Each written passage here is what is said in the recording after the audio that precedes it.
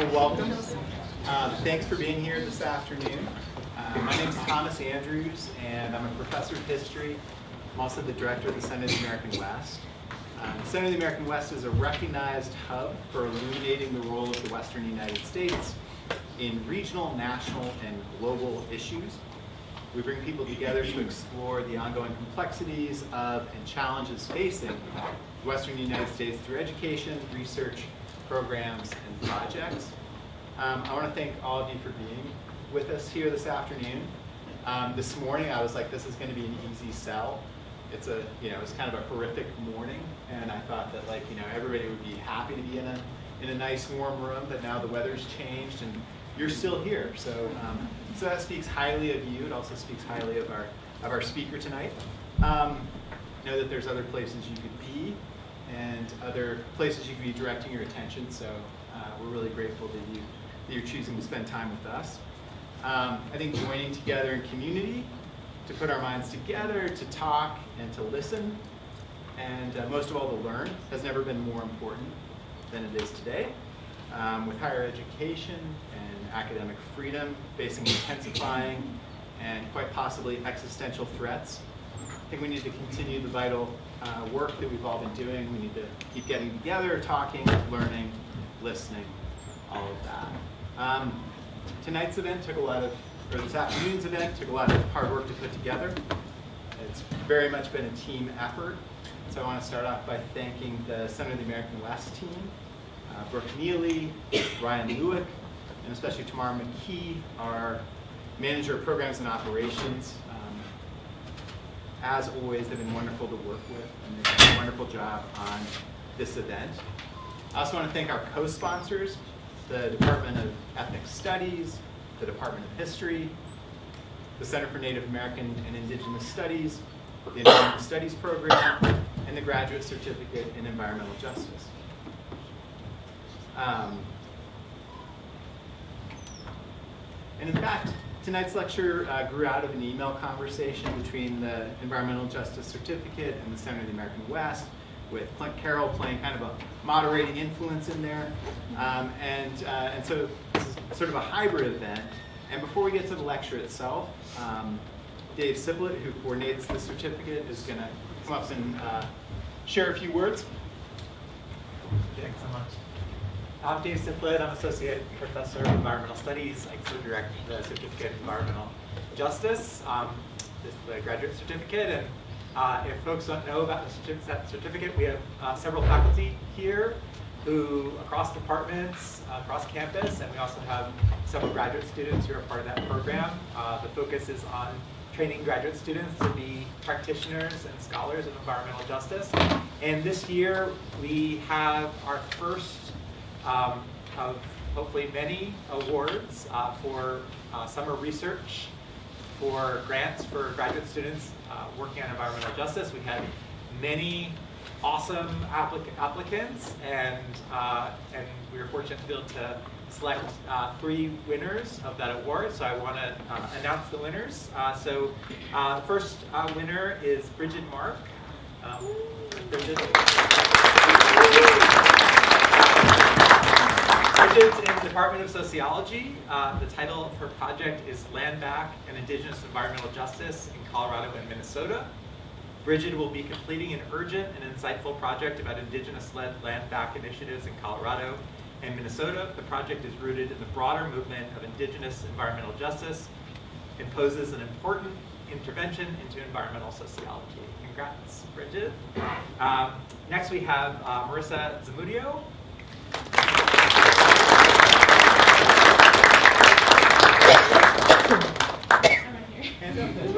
Okay. Marissa will be exploring, her project is called Food Sovereignty in Colorado's San Luis Valley. Marissa will be exploring food sovereignty as it is expressed and enacted among descendants of detribalized indigenous communities in the San Luis Valley. The project draws connections to other indigenous food sovereignty initiatives as a key component of environmental justice. Congratulations. And last, Catherine Sullivan.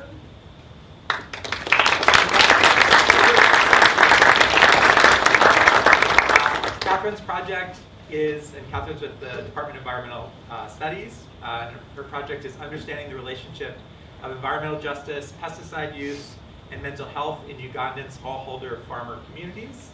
Catherine's research aims to understand the environmental justice dimensions of pesticide use and mental health in Ugandan smallholder farming communities, rooted in the broader movement for environmental health equity. This research bridges scholarship in mental health and environmental justice frameworks, highlighting the disproportionate burdens faced by marginalized farming communities. Congrats, Catherine.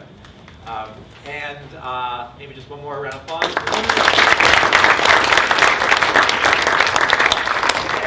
And the only criteria to apply is to be part of the Environmental Justice Certificate. So if you're a grad student, please check out our website and look into joining the certificate program. Thanks.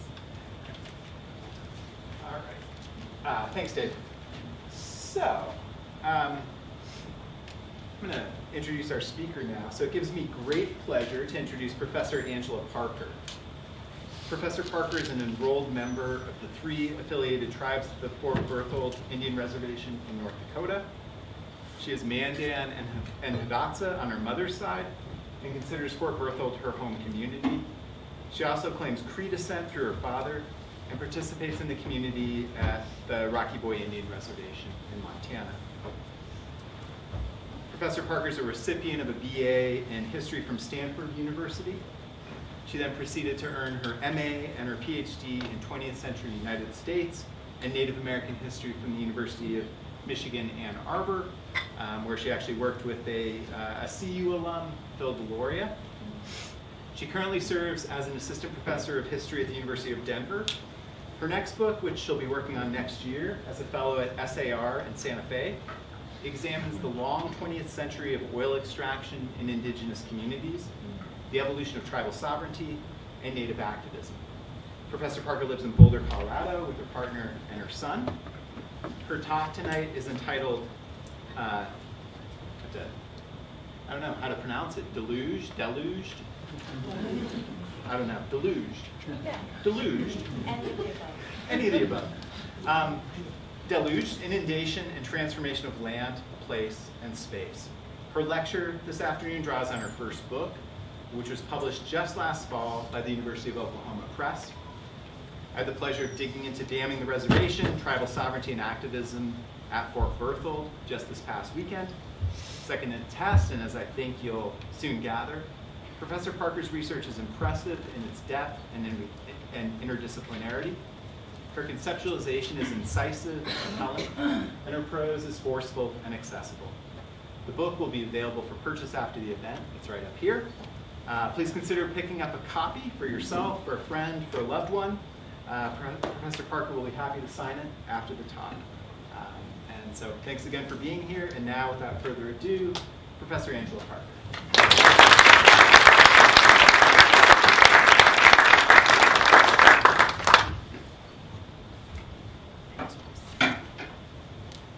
I think this works now. Okay.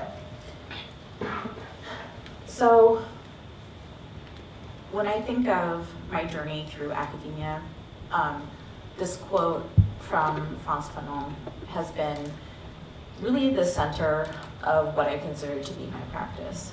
The Native intellectual who takes up arms to defend his nation's legitimacy and who wants to bring proofs to bear out that legitimacy, who is willing to strip himself naked to study the history of his body, is obliged to dissect the heart of his people. And this sounds a little bit aggressive. This sounds invasive, right? But what I want to emphasize is that it requires that we approach the things that we love with intention and rigor and humility, right? As we approach this talk, or as we sort of like collectively, create place for ourselves and for each other, I want us to slow down. I think there's a lot within life under capitalism and within academia where we think we only have a finite amount of time. We have to get through this. We have to finish the book. We have to finish the paper. We have to run to the next thing. And so what I want to invite us to do is to, intentionally take a breath, slow down, and let's just be in community for a little bit, okay? Throughout this presentation, I'm going to have moments where I share some of the oral histories that I worked with in order to create this book. And the interesting part about using oral histories is that it's impossible to use them quickly. You have to listen to them. You have to listen to tone, inflection, meaning, personality. You have to be patient, right? It's like sitting down with your grandma or an elder. Yeah, you can, with modern technology, skip ahead, but you will get the most out of it if you slow down, if you are intentional, if you sort of calm down that part of yourself that is triggered by the pace of our daily lives, and you simply listen and take it in. So that's what I'm hoping we can do today. Okay, so awkward title, Deluged. But this was also a thread running through my graduate work. So when I think about what does it mean to be deluged, I mean, there's the obvious, right, which is it's a flood. It references perhaps the original flood that many within Judeo-Christianity and many indigenous communities have these stories, right? These origin stories of massive floods that, created, alternately wiped out, but that was what was here before human beings developed. When we think about where this word sort of pops up, as, and I was sharing with some of the grad students and undergrads that I met with over lunch today, I went to graduate school really just very unprepared. Many of my classmates had read Habermas and Marx and Kant, and they knew it backwards and forwards. And I felt like I was playing catch up, right? And so what for them was oh yeah, in book one, blah, blah, blah, Marx says X, Y, Z. For me, it was this laborious process of having, once again, to slow down and to really think and to struggle with the fact that I didn't understand it. I didn't know it, right? So when in volume 1 of Das Kapital, Marx sort of references, right, this sort of, apocryphal saying by Louis XV. I had to puzzle over it and I had to figure out more about it. I didn't have this in my back pocket. I had to allow myself to be stupid and to be dumb and to be what does that mean? Where is that coming from? So this idea of après-moi le déluge, right? It's this idea that there's a sea change, there's a shift that is coming. That shift is something that is perhaps feared, and that it is something that sort of lays bare some of the injustices or inequities of the human condition. It could be the end of an order. When Marx was using this supposed quote of Louis XV, he was talking about this phrase, as he says, as the watchword of capitalism. This sort of reckless apathy about the health of workers, about whether or not we treat our laborers with humanity, or whether we think of them simply as resources to be exploited. So this sort of grand disregard for human life, and the longer term outcomes of exploitation. So these are some of the threads that I think I drew throughout the course of completing this project, and that I drew, or that I'm drawing into my next project. But let's go ahead and we'll start with some of the words of oral history. And like I said, I just want you to slow down. Close your eyes, if that will help. But really listen as closely as you can and as patiently as you can.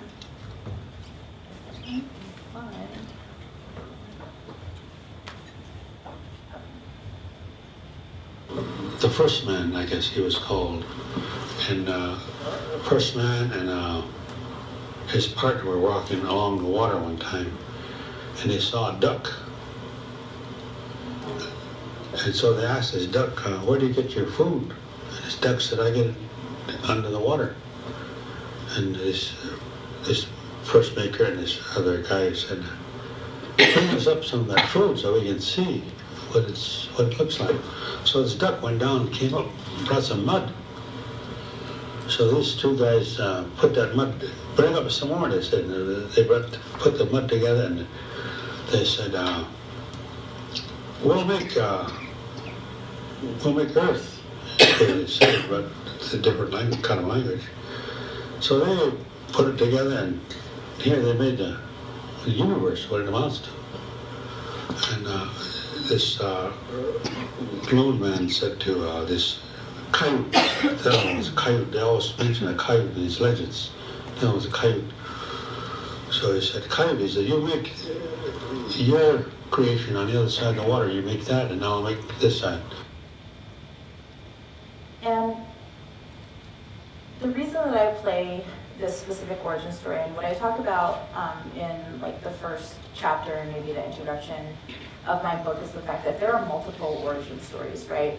And I try to place Indigenous origin stories alongside the origin stories of anthropology, the origin stories of geology, right? And to say, these are all ways that we try to understand where we have emerged from, like where we come from.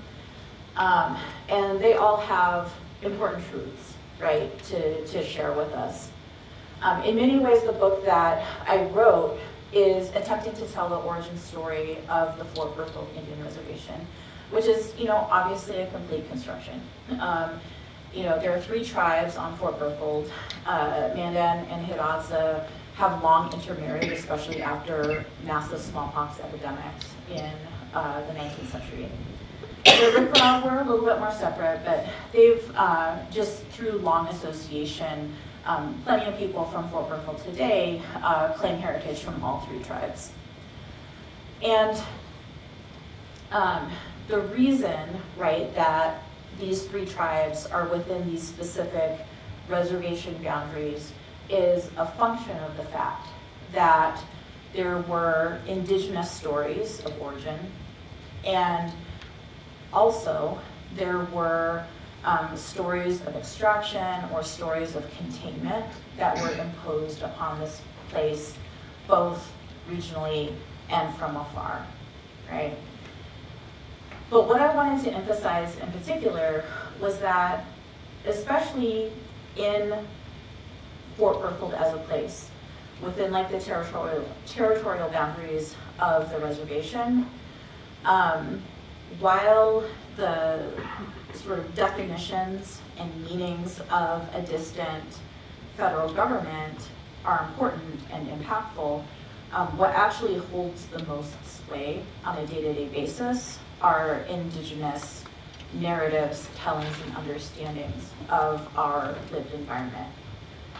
The other reason that I play this song is that I think it reveals something very essential about humanity's encounter with our lived environment.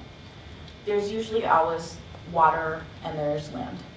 These work together, and they're the origins of life and how we mark place. The fir-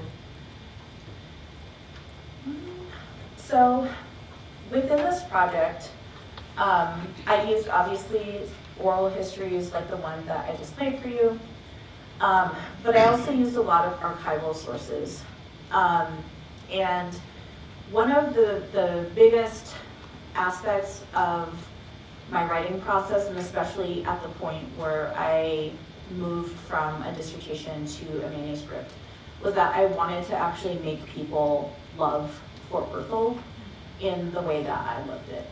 I wanted to bring them to this place that so many people think of as like a flyover state, right? Or they're like, oh, I've never met anyone from North Dakota.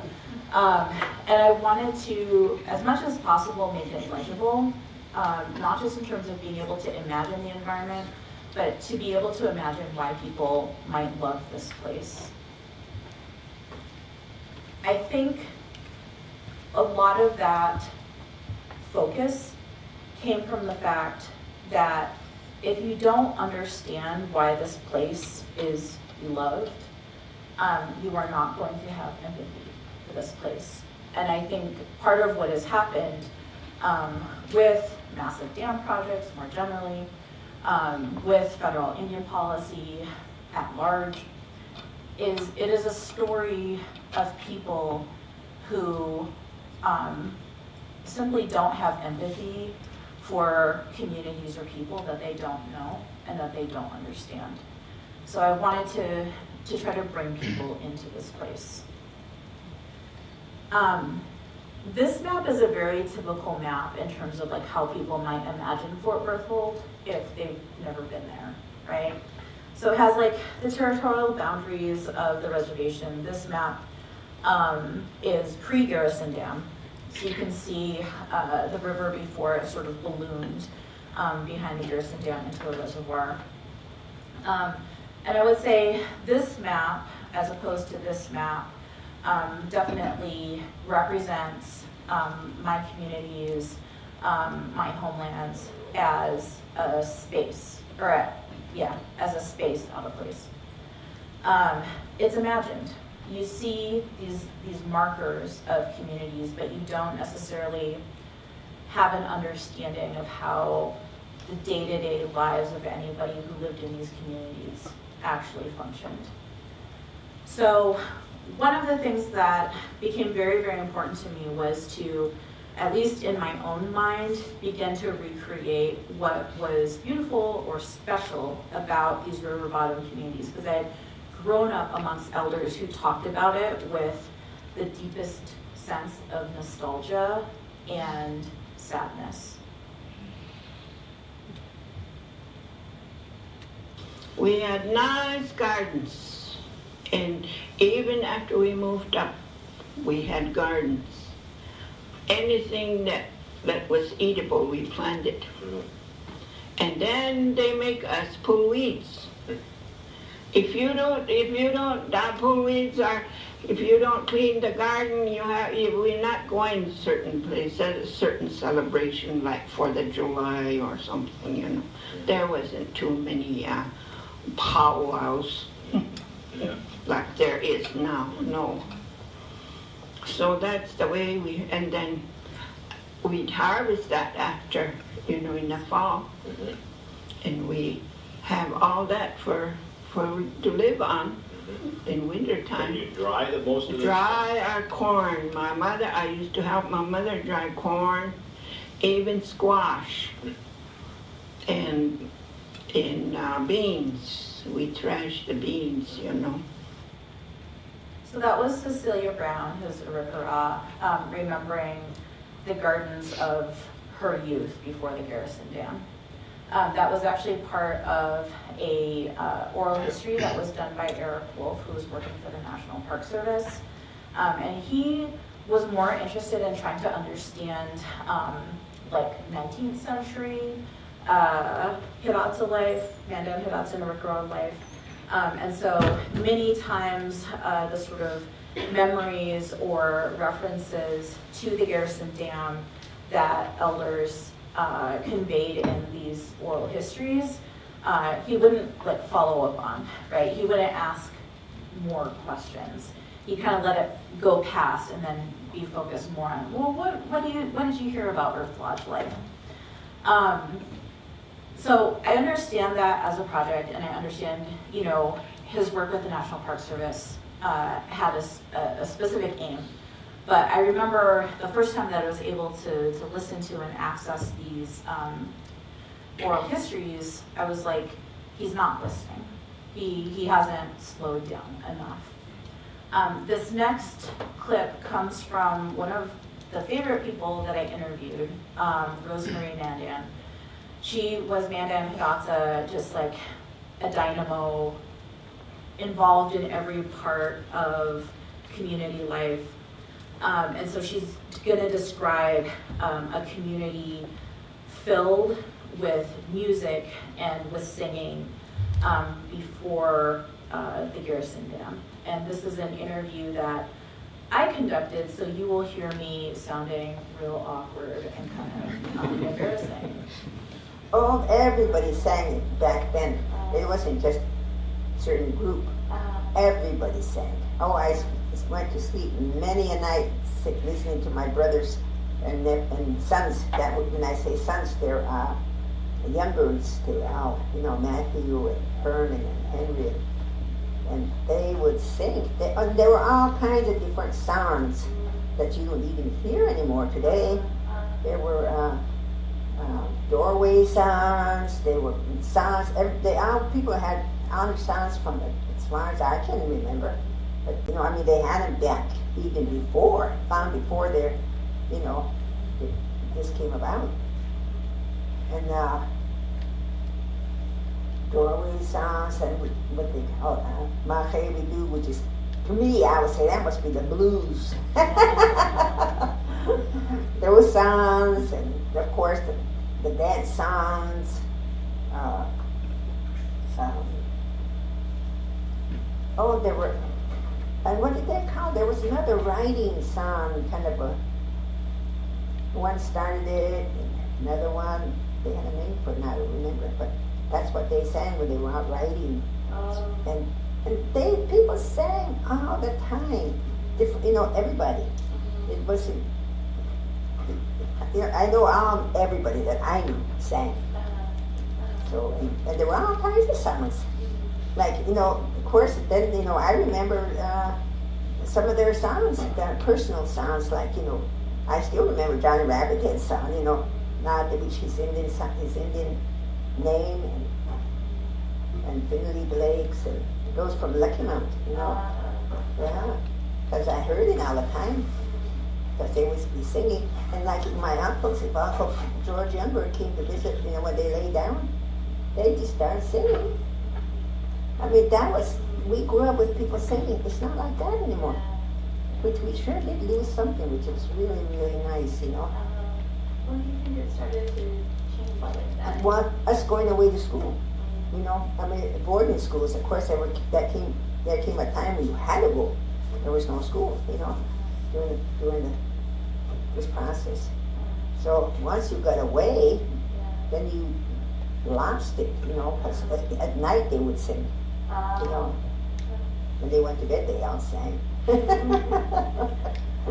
Like what kind of, I mean, like what would they, like you listed off a lot of different kinds of songs, and so like how are they really like different from each other? So like there's a doorway song. Yeah, doorway songs, you sang that after the powwow was over. And you sang that along, you went in front of the teepees or tents and you sang that. And you did that until sunrise. Really? Yeah, because I mean sometimes the dance is overlaid, you know. Yeah. And so then they just don't, they don't do those things anymore. Yeah. And we used to enjoy that. I would just, after I got older, we would get in there, you know, go along with them and sing, you know. What would they, I mean, like what would the words be? They would be kind of, sometimes teasing songs, you know. This is where Gail he knows more about them, and offhand. But, you know, it's kind of hard. I used to sing them myself. Now I can't stop it. Just think of some of the words. Oh, I guess, you know, my girlfriend has her husband is no good. She took off. You know, they're out kind of, they were teasing, funny sounds, but really nice. I mean, you know, pretty sounds, yes. Who would make them up? Like who would? Anybody could make them up. People were just really, I mean, you know, they made sounds. They say when they went around those doorway sounds, they could come up with one right in front, especially when they knew who was in there. They could just come up with the one right now. Because I remember that one, which is crazy, you know, it says, what is that? My girlfriend is in there. This person was married to a non-Indian, smelling like a white man. So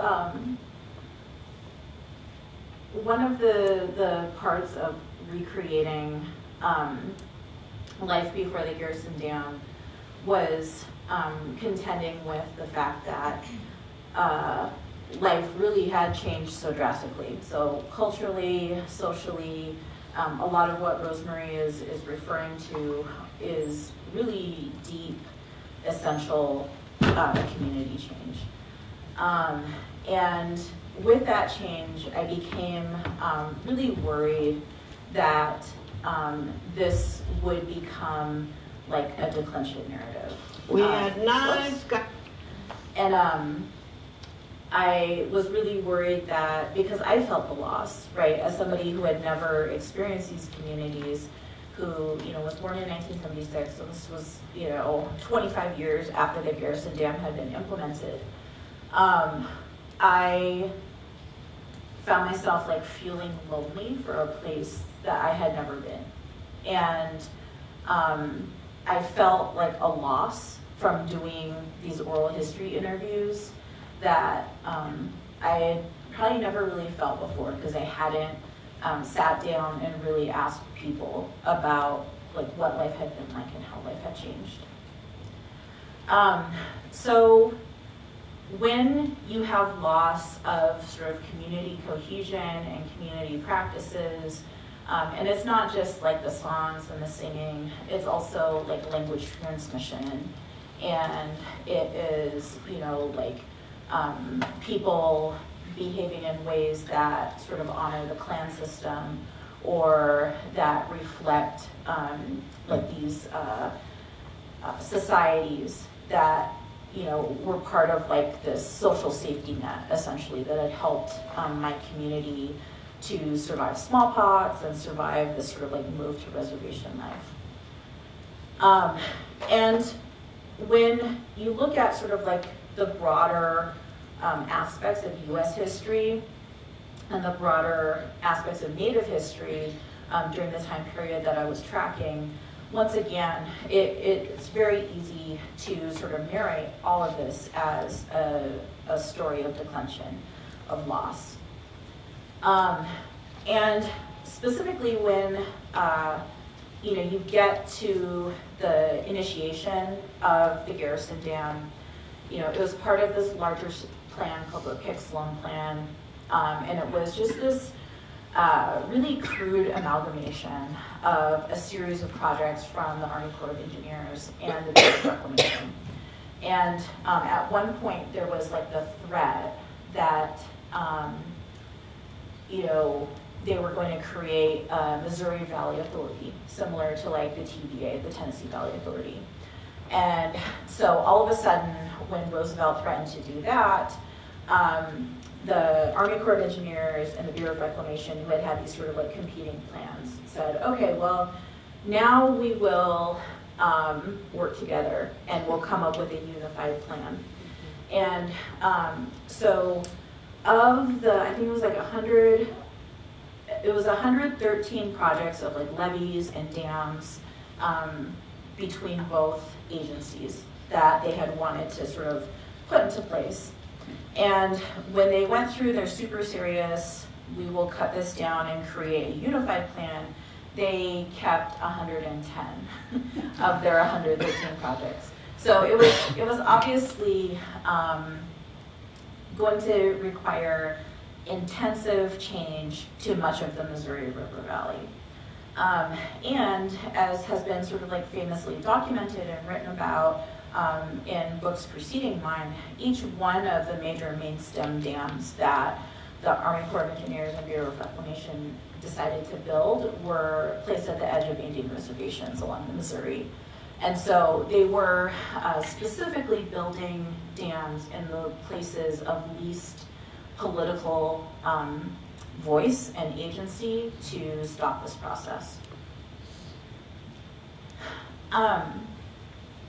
In the chapter where I talk about the moment sort of when the Garrison Dam becomes inevitable, or when it becomes narrated as inevitable, this was the central photograph that I used. And part of what I do in the first part of that chapter, and this really functions as like the heart, I feel like, of the story that I wanted to tell, is once again, I really felt my job was to make this photograph more legible to a wider audience.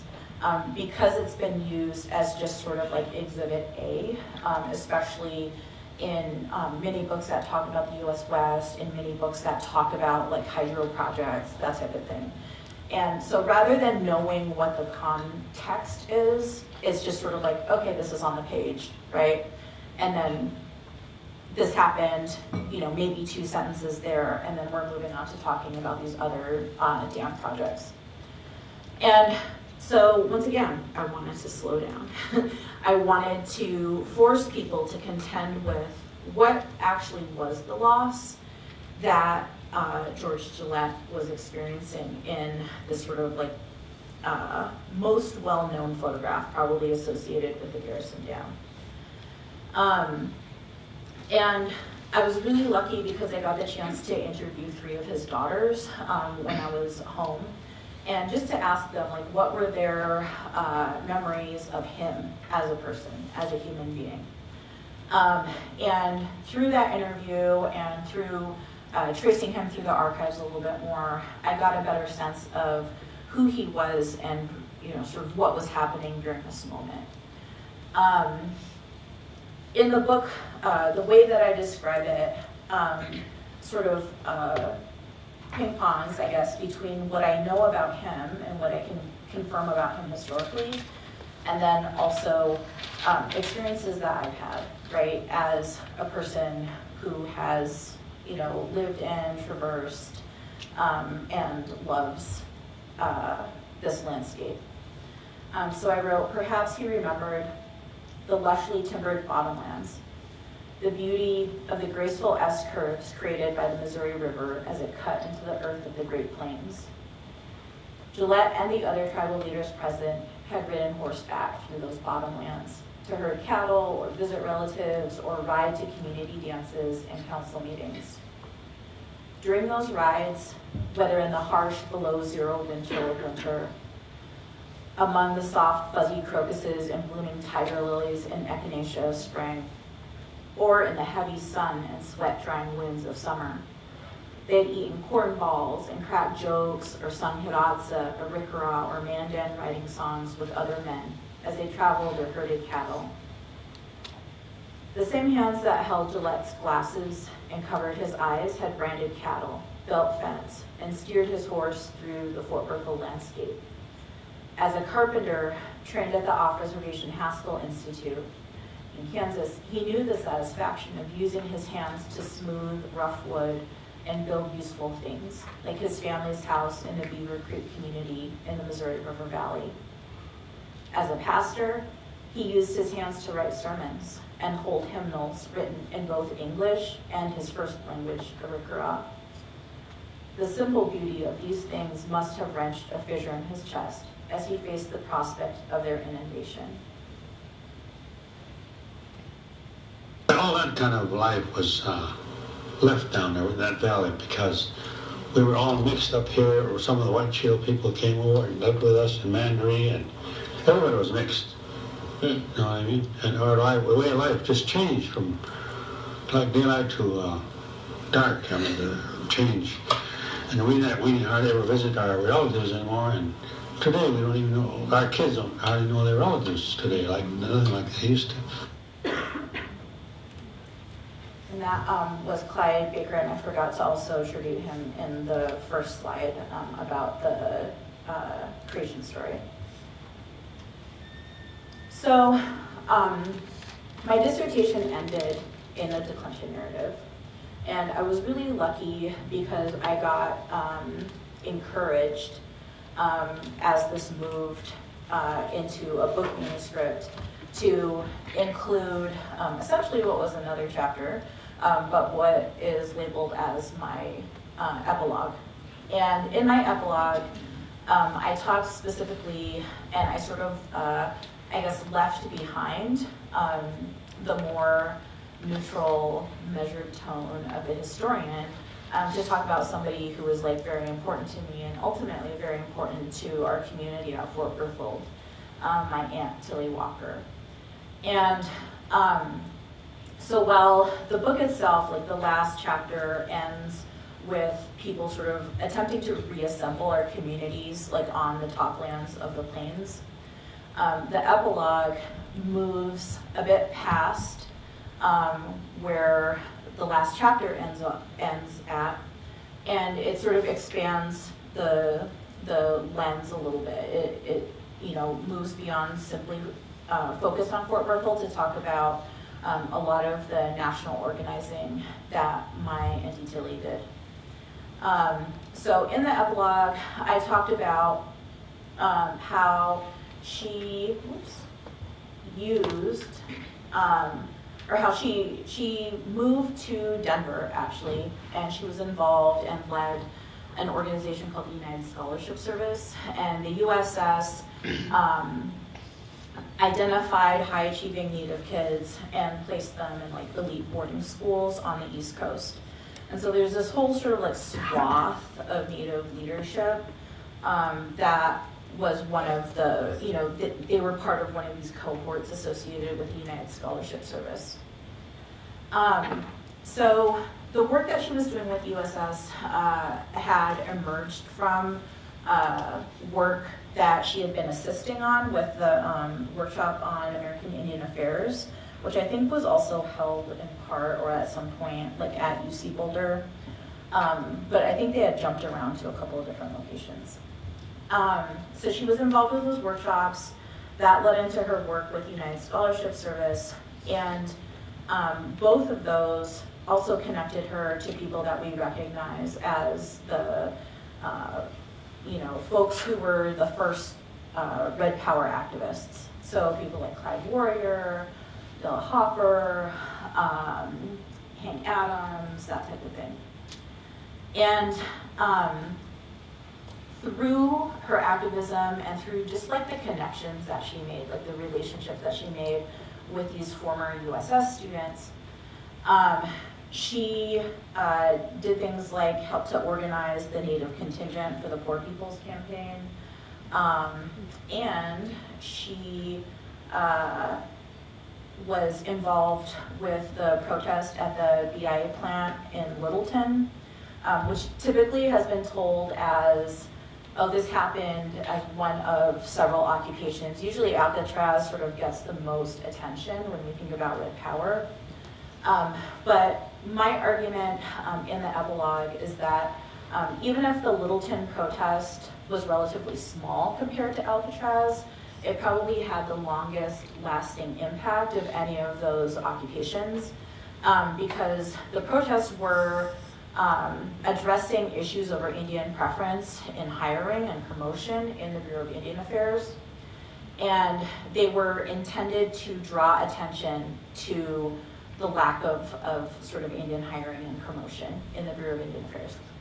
And the changes that came about as a result of the Littleton occupation would eventually lead to the court case Morton v. Mancari, which is this really central case that not only confirmed the legality of Indian preference in hiring and promotion, but set the standard for understanding Native identity not as a racial category, but as a political category, and that there was a political need to have Native people staffing Bureau of Indian Affairs and IHS.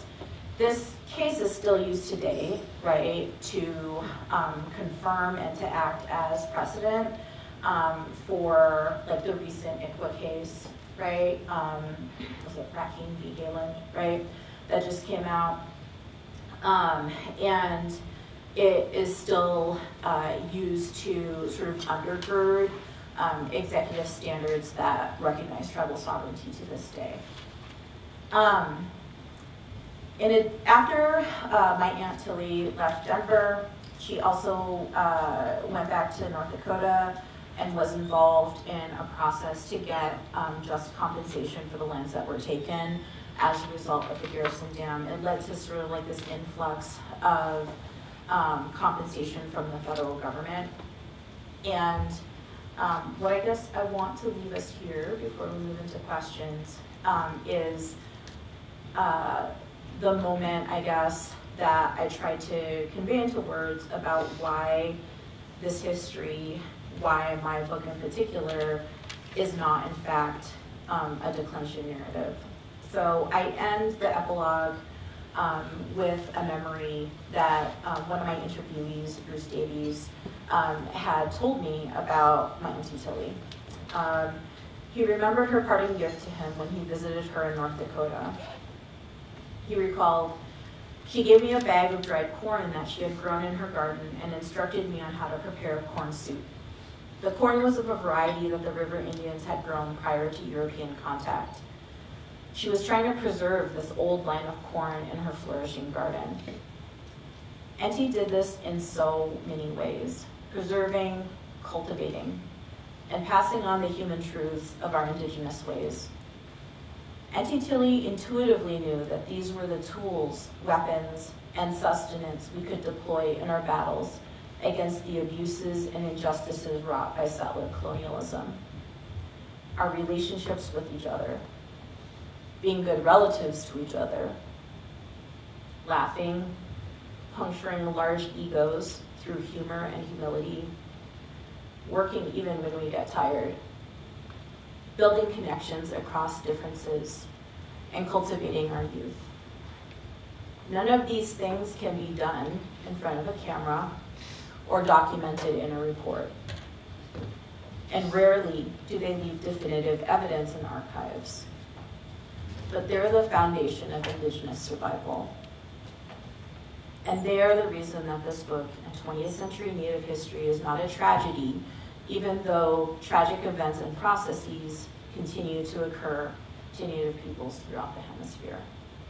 So I just want to thank you for slowing down with me today and visiting, at least intellectually, my home and where I'm from. And I feel like obligatory lefty professor thing, these are in fact the tools that we're going to need to survive the next 4 years. And so thank you for listening.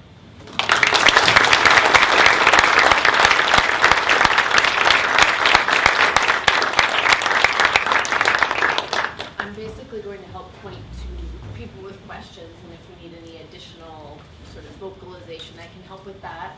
But also tomorrow, were any questions coming up on the Zoom? Not yet, I'll pay them. Okay, anyone have any questions? Yes? Hi, my name is Bárbara. I'm from Brazil. I'm a Brazilian. I belong to the Portuguese people. I try to explain in English because it's a big challenge for me yet. I'm here to carry out a research about the process that my people are facing now. We were considered extinct until 5 years ago, and then my generation,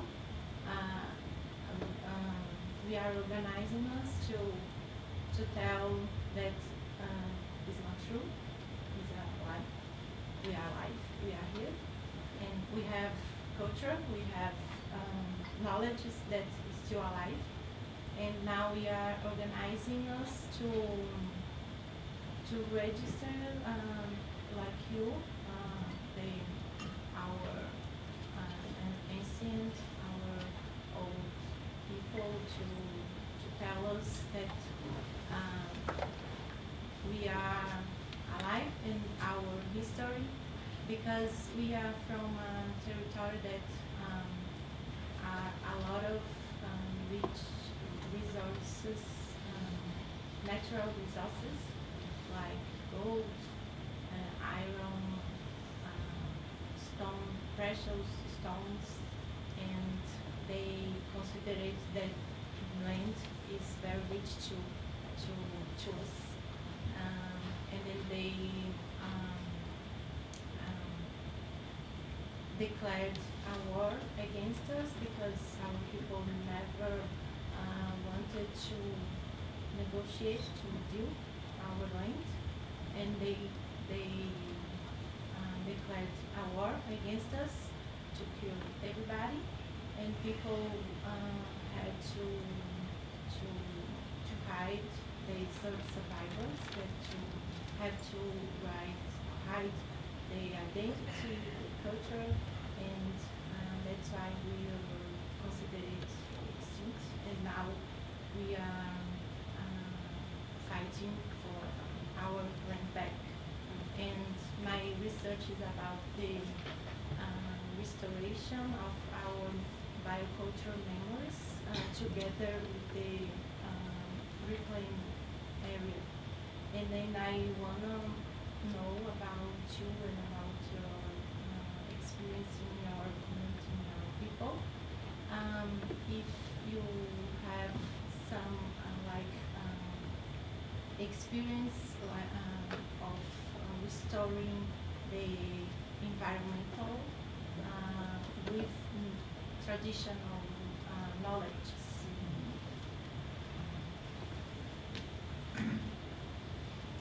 So the question is about what type of sort of traditional-based interventions, specifically in the landscape, have happened, perhaps at Fort Berthold.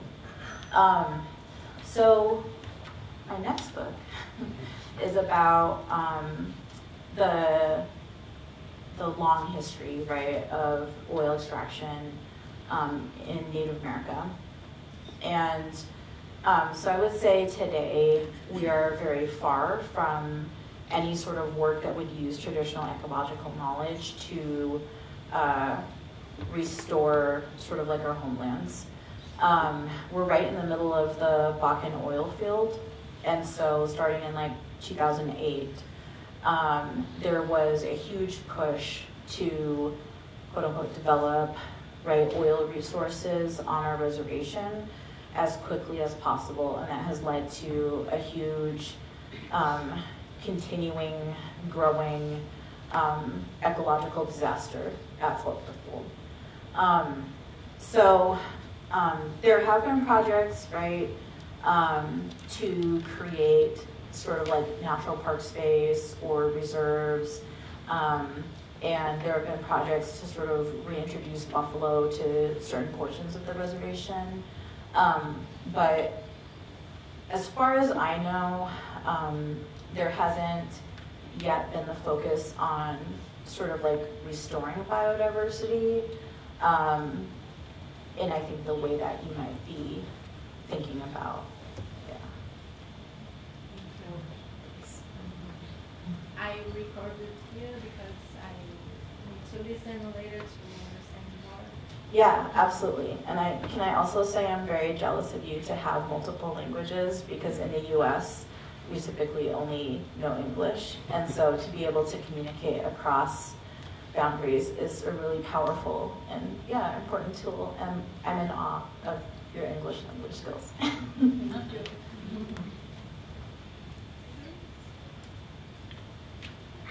Are there any plans to remove the dam? We're kind of in a bit of a dam removal phase now in the US. It's not like on the Columbia, so the question was plans for dam removal. The Columbia river tribes have made really great progress in documenting the damage that Columbia River dams have done to salmon populations. And I think because salmon populations were such an essential portion, right, of their culture, their food systems, that type of thing, there's just been a lot more focus, right, to begin to imagine dam removal. I have not heard of any plans to decommission any of the Pixlone dams. And I haven't looked at their energy generation, right, in more contemporary ways.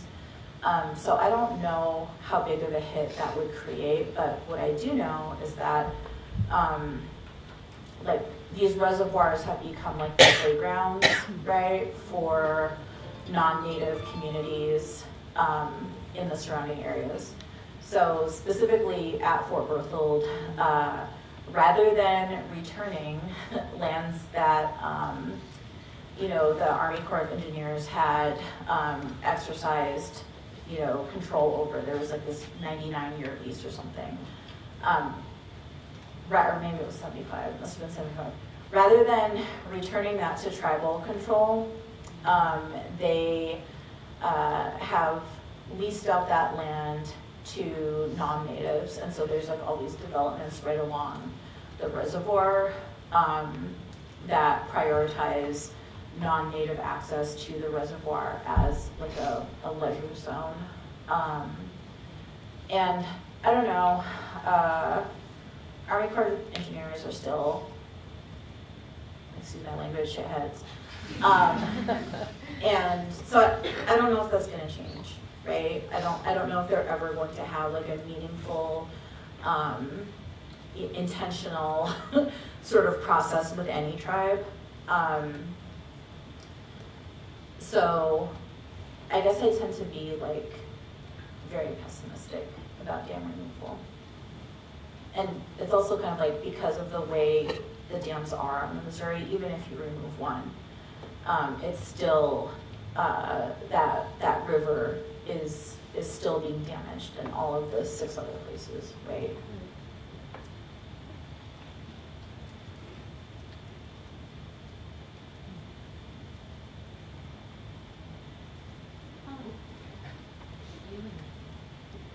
Did all 110 of the planned dams and levees get built, like all of them? No, absolutely not. So the biggest ones did, and basically what happened is the Army Corps of Engineers plans sucked up all of the congressional appropriations for the projects, and so the relatively less invasive, destructive projects that the Bureau of Reclamation had planned that were actually more focused on, irrigation, which I mean would have been an issue anyways, but they were less undermining, right, to the river than the Army Corps of Engineers plans. A lot of those just never were addressed. They never got built, they never got constructed. Yeah, but the biggest main stem dams did. The worst ones did. Yes, the most destructive, yes. I'm curious about the recorded oral histories that you're working with and also creating. Is there any place that you could share that people could go to spend time listening to something like that, or the ones that you're creating? So the way I accessed them was initially through the Tribal College Library. And so they had like real old school tapes. Like not like the big ones that are like this big, but nobody has a tape deck anymore. So they had tapes. They also had, so like the researcher Eric Wolf had also given like transcripts and stuff. So they had a full collection, but also their lending policies varied on who was staffing the desk that day. And so a lot of those tapes and a lot of like the transcripts have in fact sort of like disappeared from their collection because someone's like, hey, that's my grandma. This belongs to me.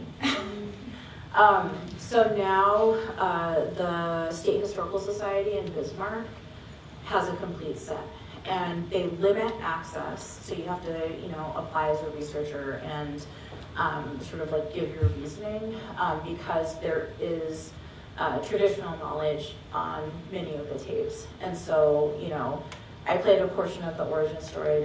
There are things that are more like culturally protected, I guess. And so they're not like widely accessible. But what I would say is it is time well spent, right? Anytime that, and anytime you're accessing as much as you can, even if it's just for a day, like it gives you a different sense and understanding of a community and sort of the dynamics that that community has lived through. Angela, would you say there's excerpts in your book, right? Yes, So you could get a book. but it's very different. I know. Yeah, I'm That's actually, a starting point. I have to like contact OU because I actually do want to do like an oral history, because a lot of folks, it's like, you know, reading like a 260-page book. I mean, you know, folks with ADD, that's really hard. And also, I would like people to hear the quotes that I use in the book, because it's more meaningful, it's deeper, it gives you a better sense of things. I don't know if it's even possible, but I was thinking about it because one of my uncles wants to read the book, but his eyesight is failing. And so now my parents are like literally reading it aloud at home to like make a tape, and so that they can send it to him. But how cool would it be if I could like drop in, right, some of the oral history recording, so that he could actually hear some of these folks, because he knew most of the people, if not all of them, that I used as interviews.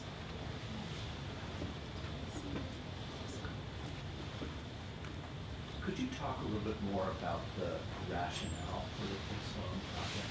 My understanding is that of the weak rationales for major dam building projects in the West, this was fairly put down on the list.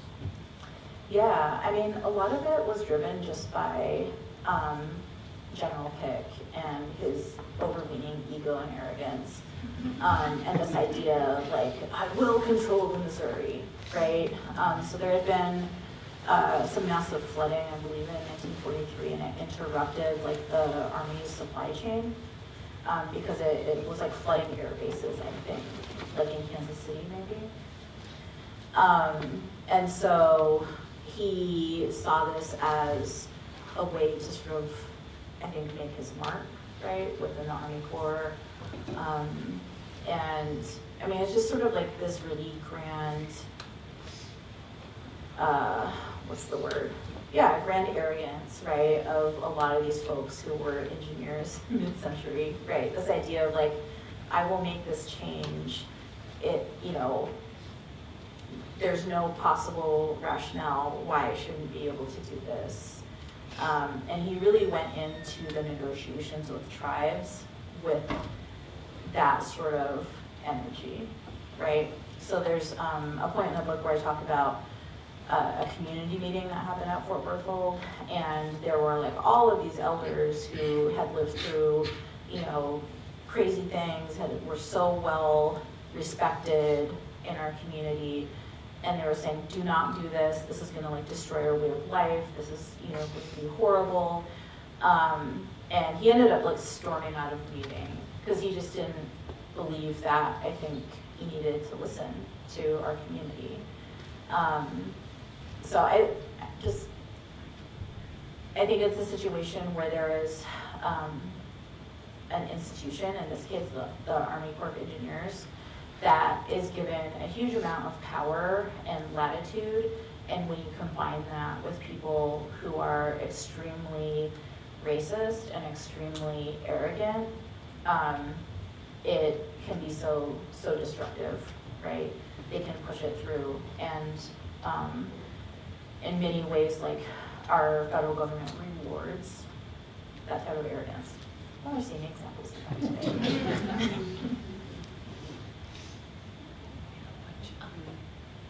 The purple and the coral, although thank you for sharing your work with us, first of all. And I wonder if you could return to the epilogue that you described. I mean, one I want to know is your aunt in this amazing photo.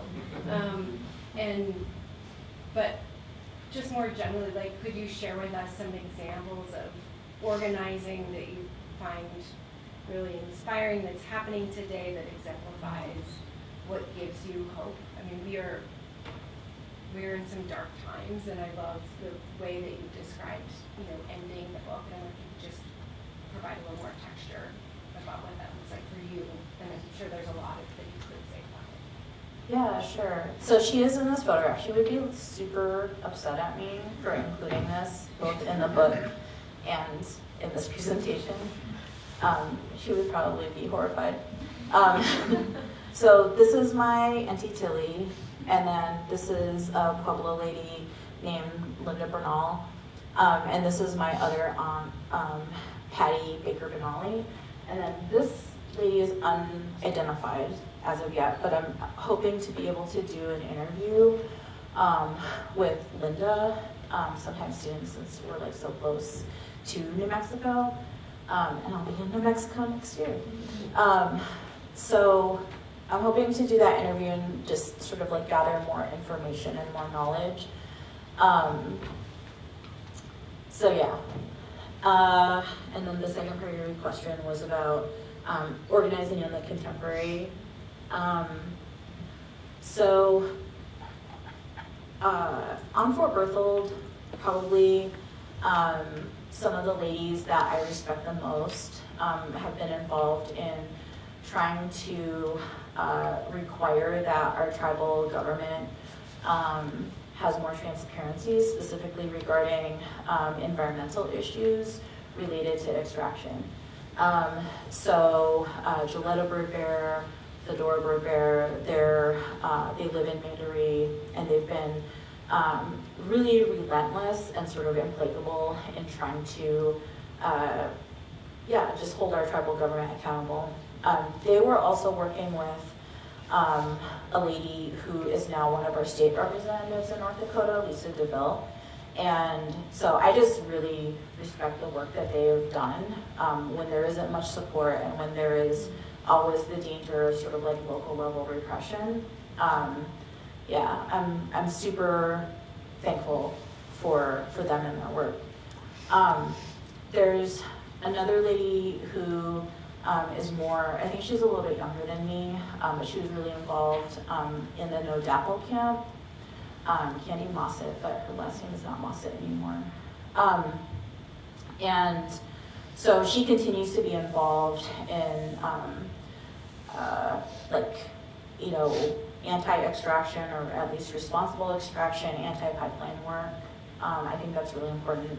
I think a lot of like the resistance camps that we see both in Canada and like northern Minnesota or in Michigan are really important, not because they're always successful, but because they teach us that we can resist and that we don't have to live in the way that we are currently living, and that these projects are not, in fact, inevitable, and that if something is worth protecting, like our lake environment, our water resources in particular, that it's important to continue to resist. Thank you so much. I was wondering, in your book you talk about going into the oral histories that you did and treating the other participants as like their own historian, and like really valuing the knowledge and expertise that they bring. And I was wondering if you could talk more about that process going into these and how you think that impacted them and the importance of it for your work. Sure. I think that was more of like a reaction to some of the theorization around oral history that I worked through right in graduate school. I just was very uncomfortable with some of the approaches that recommended that you listen to someone's tone, or that you try to read like the subtext or, you know, the supratext or whatever, right? Because it just feels super disrespectful to assume that I can analyze what an elder meant to say. So there's definitely like some element of me just being like, okay, this is my elder and I'm going to respect them and what they have to say. I think the other part though was like Wahiatawin. Some of her books are still under Angela Cavalier Wilson. She does a lot of oral histories, like really amazing work. And her approach is always to preference or to, take sort of like the oral history as literal, unvarnished, unquestionable truth, right? Maybe I'm skewing her approach, but that felt uncomfortable to me as well.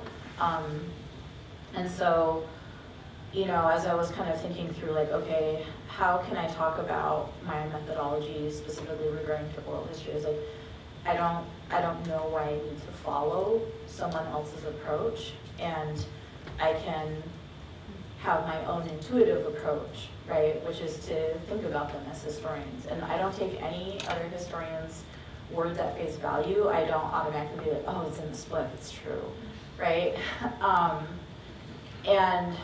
I also don't immediately dismiss, right, their words. And there's a general respect for this person as knowledgeable.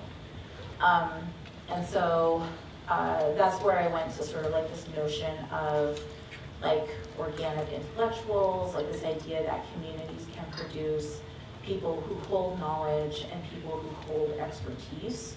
And that, those people are in fact, some of the key movers and shakers when it comes to either social movements or community cohesion and that type of thing.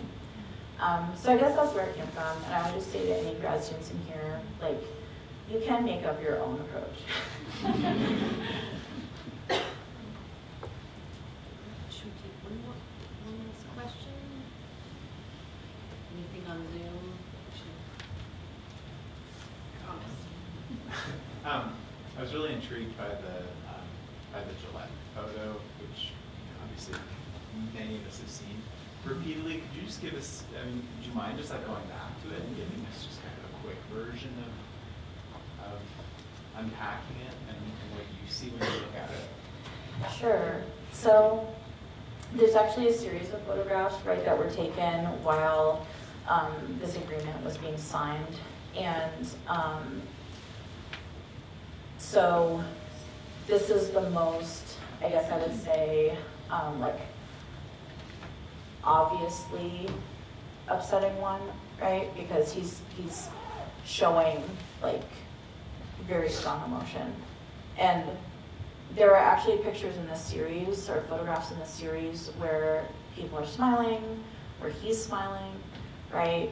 And so part of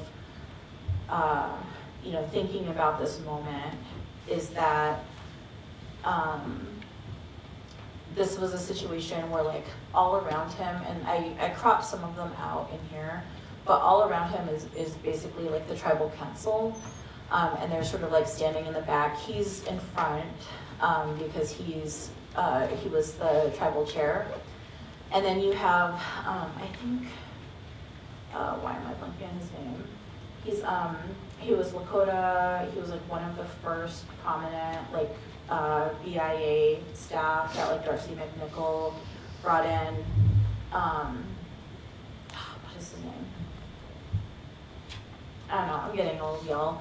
So he's up there in the background, and then of course you have like the Secretary of Interior signing the agreement, and this agreement was to basically quote unquote sell the bottomlands. So it was, we are taking this land, you can either accept this vast underpayment for this land, or you can have no payment at all, right?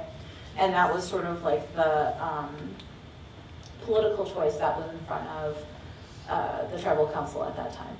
And so they're there essentially, right? They're all gathered there to witness and to acknowledge the signing of this huge underpayment for the bottomlands, because these were like some of the best, most fertile lands in North Dakota, because it was right along the river valley, right?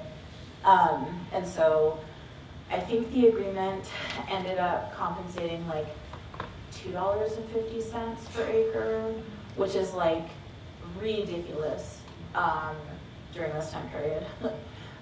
It's just like pennies on the dollar of what like these lands were worth. And that's just like the physical or the, sort of like accounting of the resources that were there. That's not, of course, like taking into account like the emotive ties that people had. So yeah, that's sort of like this bigger context. A last round of applause. Thank you.